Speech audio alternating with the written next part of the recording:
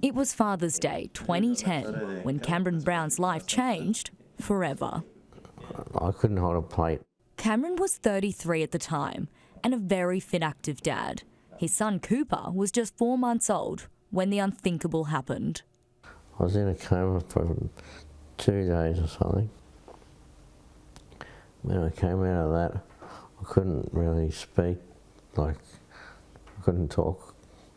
He spent 18 months in rehabilitation, learning how to talk and walk again after having a stroke. The damage so extensive, leaving him with permanent vision, intellectual and mobility disabilities.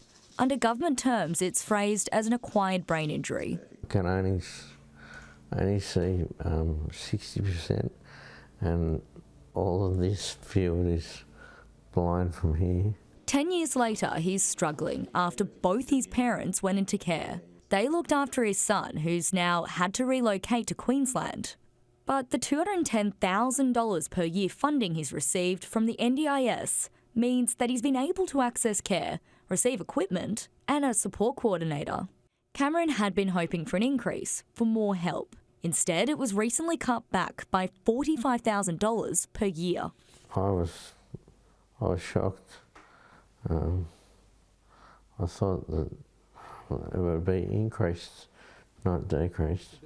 Now, that could all be about to change. The government has proposed all NDIS participants undergo an independent assessment by a health professional they're not familiar with. Look, I think there's a general kind of panic in the scheme about the fact that there have been these cost overruns, that in fact the costs of plans overall are increasing well above the cost price index, the rate of inflation.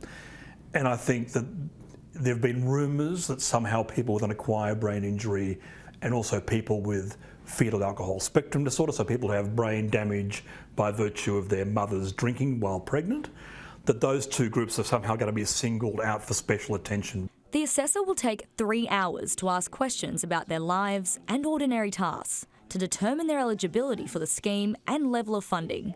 The proposal is before a joint standing committee, with the vast majority of hundreds of submissions opposing the changes.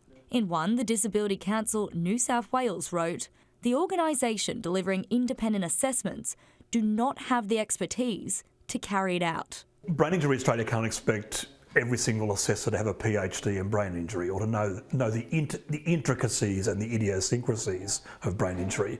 There are at least 700,000 Australians with an acquired brain injury, but just 3% of that figure are on the scheme.